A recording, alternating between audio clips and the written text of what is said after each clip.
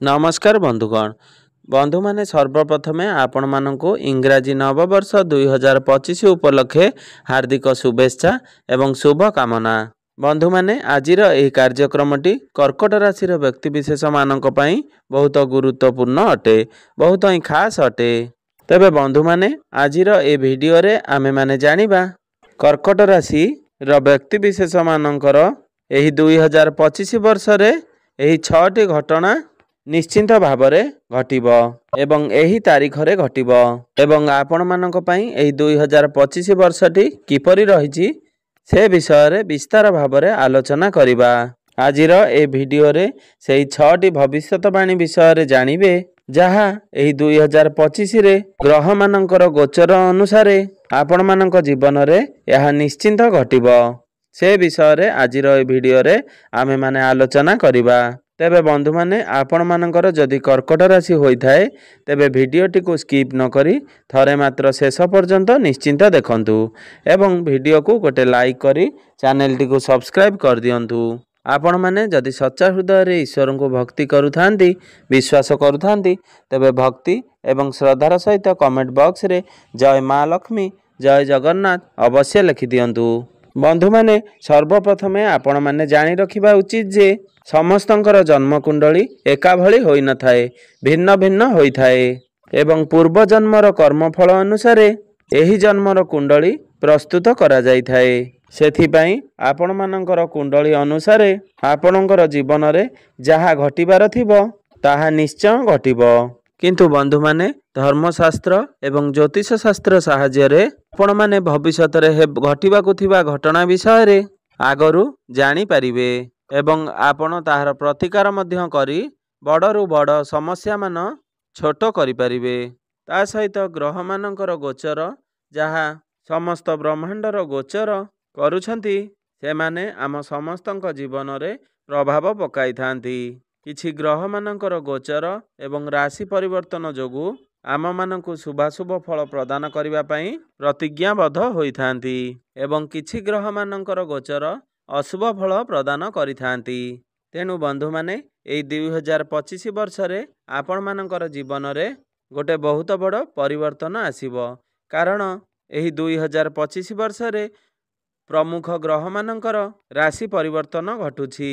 सेथिपाई आपण माने वीडियोटी को शेष पर्यंत निश्चिंत देखंतु किंतु एही परिवर्तन आपण मानक पई केते शुभ फल देबो एवं केते अशुभ फल देबो से विषय रे आपण माने आजिर ए वीडियो रे जानि परिबे। तेबे बंधु माने एबे आसंतु आपण मानकु सेही 6टी भविष्यवाणी विषय रे मु कहिबाकू जाउछि जहा एही 2025 रे आपण मानकर जीवन रे निश्चय घटिबो। तेबे बंधु माने आपण माने जानंतु जे आपण मानकर केउ क्षेत्र रे ए सब परिवर्तन घटिबो। आपण मानकर शिक्षा क्षेत्र रे ना कैरियर रे ना प्रेम संपर्क रे ना वैवाहिक जीवन रे ना आपणकर स्वास्थ्य रे बा शिक्षा रे केउ क्षेत्र रे आपणकर परिवर्तन हेबो। तेबे बंधु माने आजिर एही कार्यक्रमटी जन्म राशि एवं चंद्र राशि उपरे संपूर्ण आधारित अटे। तेबे बंधु माने सर्वप्रथमे आसंतु जानि नेबा आपणक कुंडली रे ग्रह मानकर स्थिति किभଳି रहिछि। मंगल आपणकर प्रथम भावरे विराजमान अछंती, केतु आपणकर तृतीय भावरे विराजमान अछंती, सूर्य आपणकर षष्ठ भावरे विराजमान अछंती, शनि आपणकर अष्टम भावरे विराजमान अछंती, राहु आपणकर नवम भावरे विराजमान अछंती एवं गुरु आपणकर एकादश भावरे विराजमान करिसंती। तेबे बंधु माने राशि चक्रर 12 गोटी राशि मध्यरु चतुर्थ राशि कर्कट राशि। तेबे बंधु माने एबे आसंतु जानि नेबा प्रथम भविष्यवाणी विषय रे। आपणकर द्वितीय भावर स्वामी सूर्यदेव आपणकर कुंडलीर षष्ठ भावरे विराजमान करचंती एवं से जानुआरी 14 रु फेब्रुआरी 14 पर्यंत आपणकर सप्तम भावरे रहिबे एवं फेब्रुआरी 14 रु मार्च 14 पर्यंत आपणकर अष्टम भावरे रहिबे जहा फल रे आपणकर एही 3 मास मध्यरे आपणकर आखि एवं दांत रे विभिन्न समस्या देखा देबो। ता सहित आपणकर गृह परिवार रे कली झगड़ा मन मनांतर भली समस्या देखा देबो। सेथि प्रति आपण टिके सतर्क रहिबार अछि नचेत एही वर्षर आरंभ रे माने जानुआरी फेब्रुआरी मार्च मास मध्यरे आपणकर जीवन में किछिटा समस्या देखा देई पारे। विशेषकर आपणकर संपर्क में किछिटा समस्या देखा देबो। एबे आसंतु जानि नेबा आपणकर द्वितीय भविष्यवाणी विषय रे।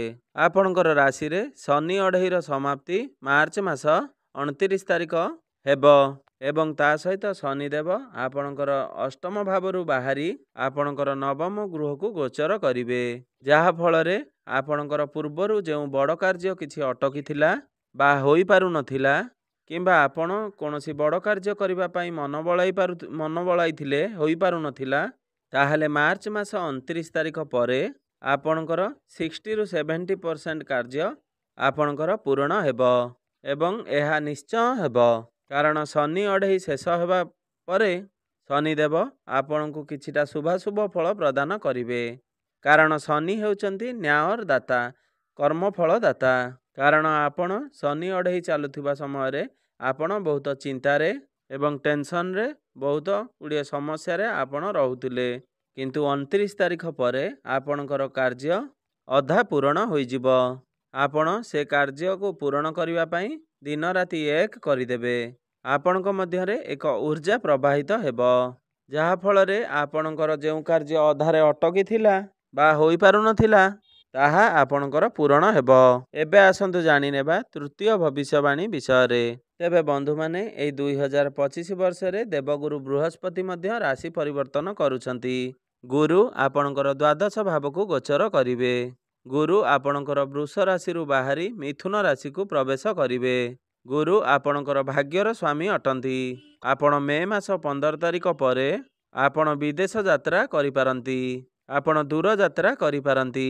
ता सहित आपण आध्यात्मिक यात्रा रे सुख प्राप्ति करिवे। आपण आपणकर अर्थ को जेते संचय कले मध्य एही मे मास 15 तारिख परे आपणकर खर्च अधिक मात्रा रे हेबो। सेथिपई आपण आपणकर खर्च रे टिके रोक लगांतु। आपण उचित जगह रे उचित अर्थ विनियोग करिबा पई आपण चेष्टा करंतु। आपणकर अजथा खर्च रे अजथा काम रे टंका गुड़िक खर्च होइजिबो। कारण द्वादश भावटी खर्चर भाव होइथाए एवं देवगुरु बृहस्पति सेठारे विराजमान हेबा क्षणी आपणकर टंका आपणक पाखरे रहिबो नाही। ताहा आपण किणाकुणी रे हेउ किंबा कोनोसी बुली जिबारे हेउ जेउ थरे बे हेउ आपणकर टंका निहाती खर्च हेबो। गुरु आपणकर द्वादश गृह को जिबा फल रे आपण एही समय रे कोनोसी निष्पत्ति तरबर होई नियंतु नाही कि कोनोसी कार्य तरतर होई करंतु नाही।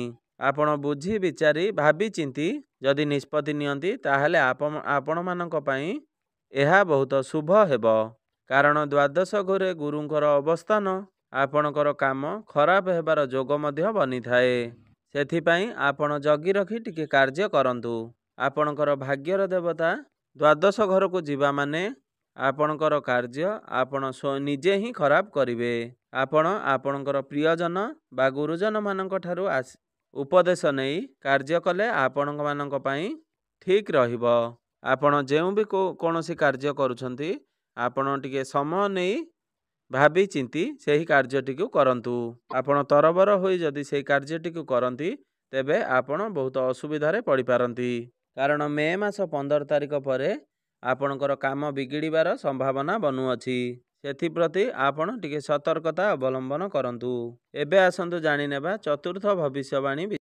मई मास 18 तारिख परे राहु आपणकर नवम गृहरु बाहरी जिबे, जहा पई आपण मानक यह एक भल संकेत अटे।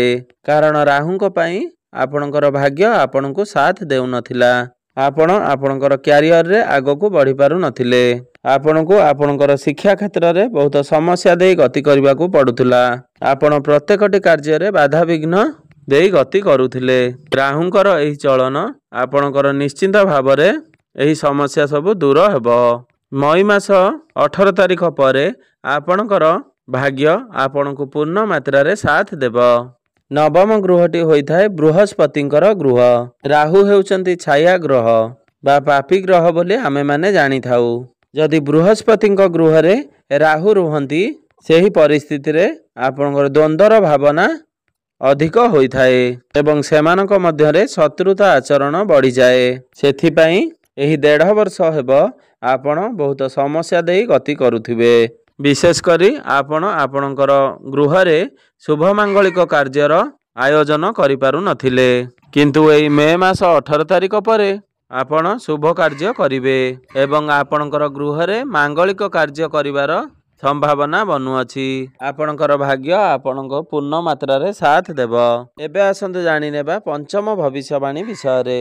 ଏହି ମେ ମାସ 18 ତାରିଖ ଦିନ କେତୁ ମଧ୍ୟ ତାଙ୍କର ରାଶି ପରିବର୍ତ୍ତନ କରୁଛନ୍ତି। କେତୁ ଆପଣଙ୍କର ତୃତୀୟ ଗୃହରୁ ଦ୍ୱିତୀୟ ଗୃହକୁ ଆସିବେ, ଯାହାଫଳରେ କେତୁ ଆପଣଙ୍କୁ ଚତୁର, ଚାଲାକ ଏବଂ ବୁଦ୍ଧିମାନ ବନାଇବେ। ଆପଣଙ୍କର ବାଣୀରେ ମଧୁରତା ଆଣିବେ। ଆପଣଙ୍କର ବାଣୀ ଦ୍ୱାରା ଆପଣ ସବୁ କାର୍ଯ୍ୟ ପୂରଣ କରିବେ। ଆପଣଙ୍କର ଗ୍ରୋଥ ମଧ୍ୟ ବଢ଼ିବ। ଆପଣ ବ୍ୟାପାର ବାଣିଜ୍ୟ କରନ୍ତୁ କିମ୍ବା ଚାକିରି କରନ୍ତୁ, କେତୁ ଆପଣଙ୍କର ଧନର ଭାବକୁ ଯିବା କ୍ଷଣି ଆପଣଙ୍କର ଆର୍ଥିକ ସ୍ଥିତି ମଜବୁତ ହେବ। ଏହି ମେ ମାସ 18 ତାରିଖ ପରେ ଆପଣ ଦେଖିବେ ଯେ ଆପଣଙ୍କର ଆର୍ଥିକ ସ୍ଥିତି ମଜବୁତ ହେବାକୁ ଲାଗିବ। ଏବେ ଆସନ୍ତୁ ଜାଣିନେବା ଅନ୍ତିମ ବା ଷଷ୍ଠ ଭବିଷ୍ୟବାଣୀ ବିଷୟରେ।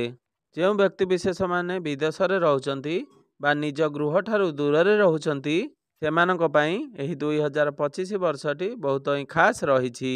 ଯେଉଁ କର୍କଟ ରାଶିର ବ୍ୟକ୍ତିବିଶେଷମାନଙ୍କର ଭୂମି କିମ୍ବା ଘରକୁ ନେଇ ସମସ୍ୟା ରହିଥିଲା, ତାହା ଦୂର ହୋଇଯିବ। ଆପଣଙ୍କର ଜମିବାଡ଼ି କିମ୍ବା ଗୃହରେ ଯେକୌଣସି ପ୍ରୋବ୍ଲେମ୍ ଚାଲୁଥିଲା, ତାହା ସଲ୍ଭ ହୋଇଯିବ। ଏବେ ଆସନ୍ତୁ ଜାଣିନେବା କିଛି ବିଶେଷ ପ୍ରତିକାର ବିଷୟରେ। ଯେଉଁ ପ୍ରତିକାର ଗୁଡ଼ିକ କରିବା ଦ୍ୱାରା ଏହି ବର୍ଷ ଆପଣଙ୍କର ଜୀବନରେ ଆସୁଥିବା ଅଶୁଭତ୍ୱ ଗୁଡ଼ିକ ଖଣ୍ଡନ ହୋଇପାରିବ ଏବଂ ଆପଣଙ୍କୁ ଶୁଭ ଫଳ ପ୍ରଦାନ କରିବ। ଆପଣ ପ୍ରତ୍ୟେକ ଦିନ ଚନ୍ଦ୍ରଙ୍କର ବୀଜ ମନ୍ତ୍ରର ଜପ ଅବଶ୍ୟ କରନ୍ତୁ। ତା ସହିତ ଆପଣ ସୂର୍ଯ୍ୟଙ୍କୁ ଜଳାର୍ଘ୍ୟ ଅର୍ପଣ କରନ୍ତୁ। ଶୁଭ ଫଳ ପ୍ରାପ୍ତି ହେବ। ଆପଣ ପ୍ରତ୍ୟେକ ଦିନ ବିଷ୍ଣୁ ସହସ୍ର ନାମର ଜପ ଅବଶ୍ୟ କରନ୍ତୁ। ଏହା ଆପଣମାନଙ୍କୁ ରାହୁ ଏବଂ କେତୁଙ୍କ ପ୍ରଭାବରୁ ରକ୍ଷା। ବନ୍ଧୁମାନେ, ଏହି ବର୍ଷଟି ଆପଣମାନଙ୍କ ପାଇଁ ମଙ୍ଗଳମୟ ହେଉ, ଏହା ହିଁ ଈଶ୍ୱରଙ୍କ ନିକଟରେ ମୋର ଏତିକି ପ୍ରାର୍ଥନା। ଧନ୍ୟବାଦ।